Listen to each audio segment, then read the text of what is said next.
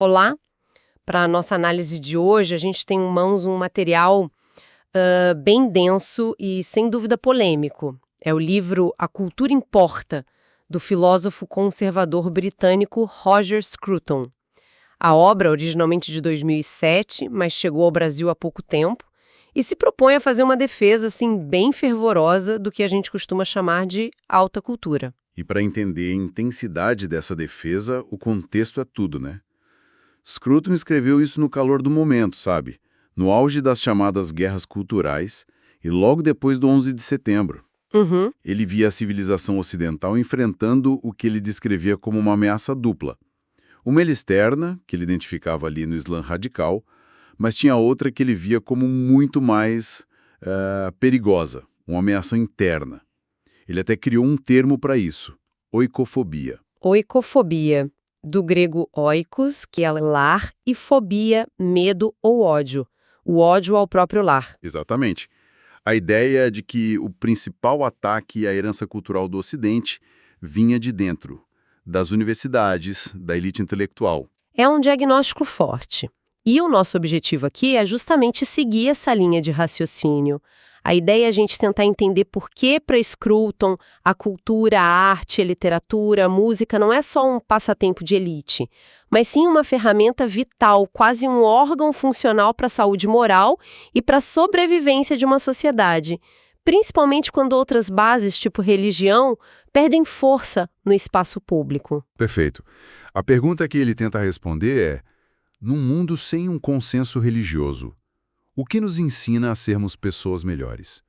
A resposta dele, em uma palavra, é cultura. Certo, então vamos começar pelo começo, que é a definição.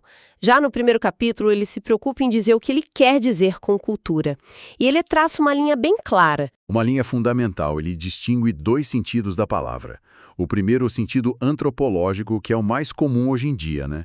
Cultura como o conjunto de costumes, crenças, práticas de um povo. Sei, a cultura do nós, o que une um grupo. Isso. Seja uma tribo amazônica ou os torcedores de um time de futebol. Mas o foco do livro não é esse, o foco é o que ele chama de alta cultura. E o que seria essa alta cultura para ele? Para ele é o acervo de obras de arte, literatura, pensamento, que mostraram ter um valor que dura, sabe? Que sobreviveram ao que ele chama de o teste do tempo. Não é sobre o que é popular agora, mas o que continua relevante. Exato. O que continua a nos dizer algo importante décadas, séculos depois. Ele vê esse acervo como um patrimônio de conhecimento emocional que pode ser herdado. Ok, conhecimento emocional é um termo interessante que a gente vai ter que explorar. Mas antes, essa ideia de valor duradouro já esbarra na grande questão do nosso tempo, a subjetividade. A ideia de que gosto não se discute, que a beleza está nos olhos de quem vê. Se tudo é relativo, como ele pode defender um cânone, um conjunto de obras melhores que outras? Ele sai dessa armadilha. Ele tenta, e de uma forma muito original. Em vez de entrar em uma discussão filosófica super abstrata, ele usa um exemplo que todo mundo entende: o riso. O riso, como assim? Ele nos convida a pensar no que acontece quando alguém conta uma piada. Rir não é só uma reação involuntária, um espasmo. É um ato de comunhão. De pertencimento, talvez. Isso. Ao rir junto, o grupo está dizendo: nós entendemos isso. Nós concordamos com essa visão de mundo. E quando a piada é ruim? Ou ofensiva? Pensa numa piada racista ou cruel contada numa festa. As pessoas não reagem dizendo sua técnica de humor foi falha. Não, claro que não. Elas ficam ofendidas. O clima pesa na hora. O clima pesa. A piada não foi só um fracasso cômico, foi um fracasso moral. Ela quebrou uma regra não dita daquela comunidade. Ou seja, o julgamento sobre a piada não foi puramente individual. Houve um consenso social ali instantâneo de que aquilo era de mau gosto. E aí está o ponto central do argumento dele. Se até algo tão espontâneo e aparentemente subjetivo como o humor está sujeito a um julgamento coletivo, a um senso compartilhado de bom e mau gosto, por que a arte ou a literatura estariam completamente livres disso? Ele usa o riso para mostrar que o julgamento de valor não é só uma opinião isolada, é algo que a gente constrói e negocia em comunidade. Mente arbitrário. Mas se esse valor existe, Ele precisa ter uma origem, certo? Não nasce do nada.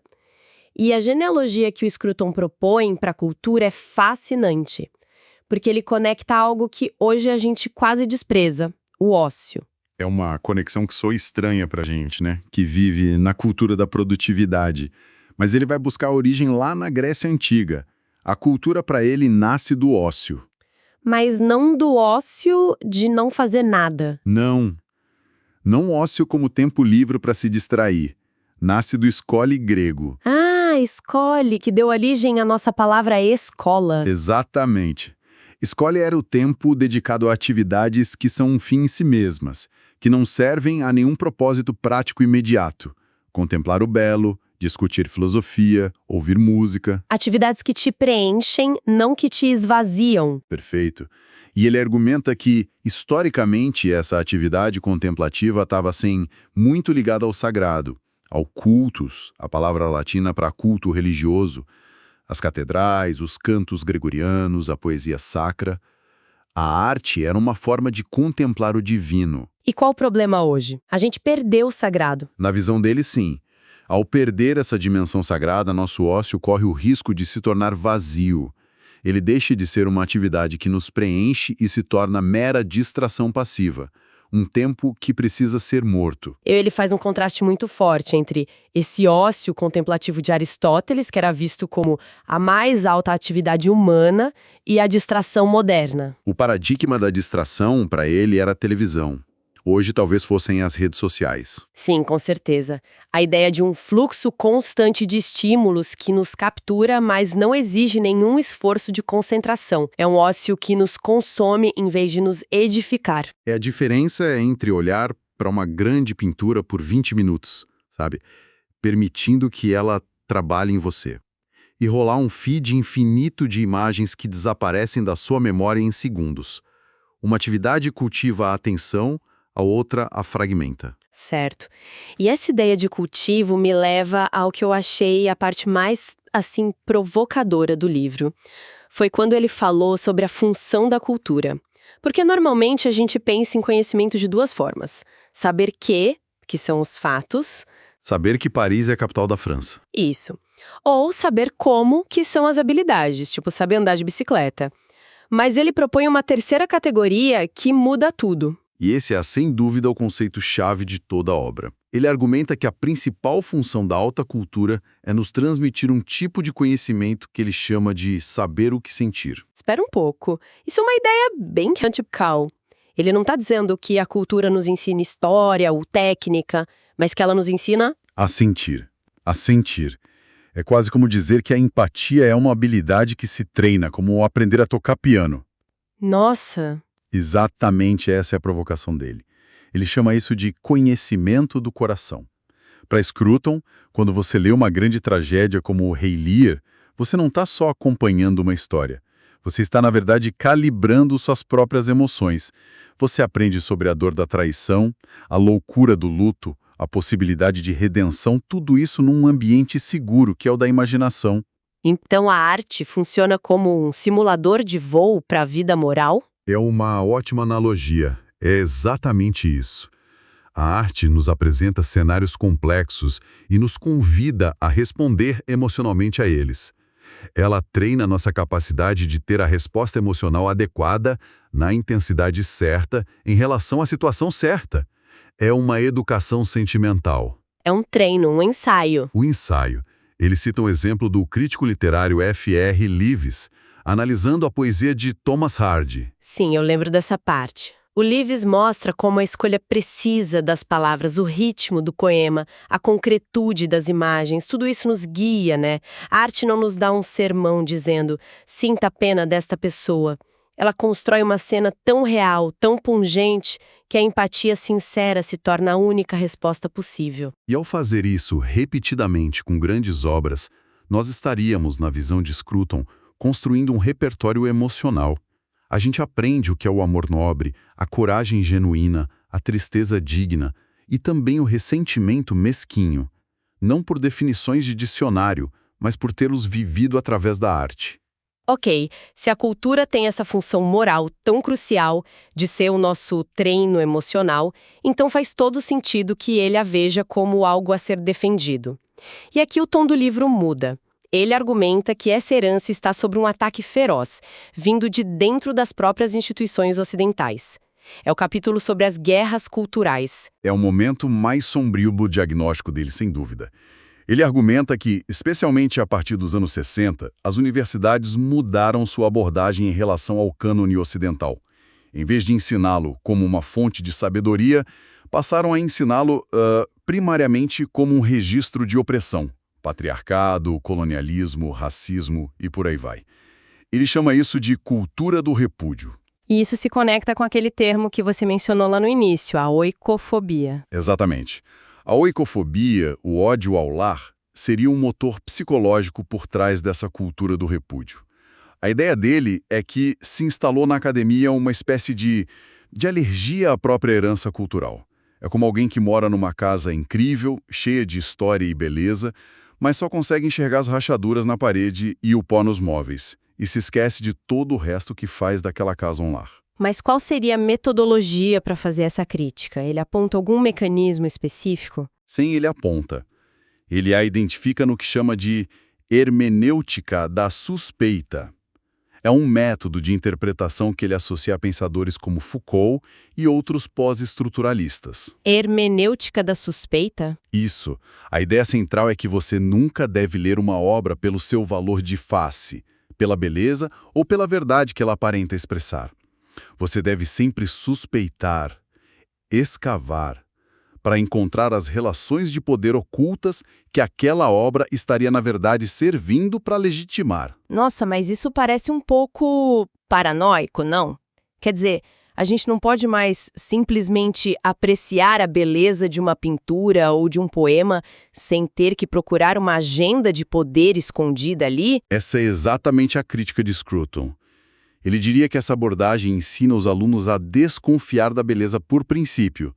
A beleza se torna só uma fachada, uma máscara para dominação. E quando se faz isso, você perde a capacidade de receber o que a obra tem a oferecer em seus próprios termos, o consolo, a sabedoria, a tal educação emocional. A obra se torna apenas um documento a ser processado num tribunal. E isso leva ao que ele chama de relativismo absolutista? Um termo que parece uma contradição? E é uma postura que ele via como paradoxal e muito comum na academia. A atitude de julgar outras culturas de forma relativista, não podemos julgar, tudo é válido em seu próprio contexto. Mas, ao mesmo tempo, julgar a própria cultura ocidental com um padrão moral absolutista e implacável. Vendo-a apenas como fonte de todo mal. Exato. Um padrão duplo que, na visão dele, serve para deslegitimar a própria herança. É um diagnóstico bem pessimista. Depois de pintar esse quadro de uma cultura sob ataque interno, ele oferece alguma saída? O livro termina em desespero? Surpreendentemente, não. O último capítulo se chama Raios de Esperança. E a esperança para Scruton não virá de onde se espera. Ele era muito cético em relação a grandes soluções de cima para baixo. Ele não achava que a salvação da cultura viria de ministérios da cultura, grandes instituições ou mesmo das universidades, que ele via como comprometidas. Então de onde viria a esperança? Ela viria de baixo para cima.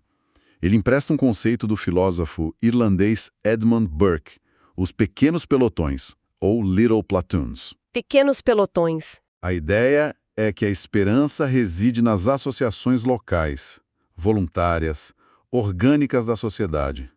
Famílias, clubes de leitura, corais de igreja, grupos de estudo, ateliês de arte.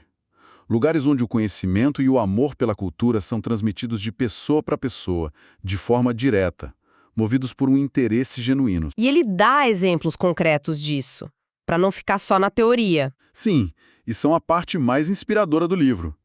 Na música, ele aponta para compositores contemporâneos, como o Arvo Pärt, da Estônia, e o John Tavener, do Reino Unido. Ambos deram as costas para a música tonal, dissonante, que dominava o meio acadêmico, e voltaram a escrever música tonal, com uma profunda carga espiritual que se conectou com um público imenso. E nas outras artes? Nas artes visuais, ele celebra a persistência da arte figurativa que foi marginalizada por décadas.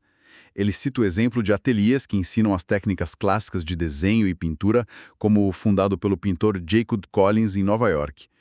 E na arquitetura, ele elogia movimentos que buscam resgatar a linguagem clássica e o conhecimento tradicional sobre materiais, proporções. E a importância da beleza nos espaços que a gente habita. Exato. Faz todo sentido, não é? Quem nunca se sentiu mais em casa, mais tranquilo, numa rua com prédios antigos e harmoniosos do que ao lado de um monólito de vidro e concreto?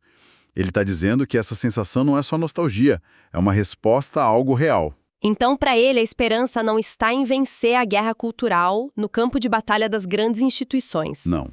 Está em construir pequenos oásis de sanidade cultural, onde a tradição possa ser mantida viva e transmitida para a próxima geração. Então, para a gente amarrar tudo, o argumento central é bem claro. Claríssimo.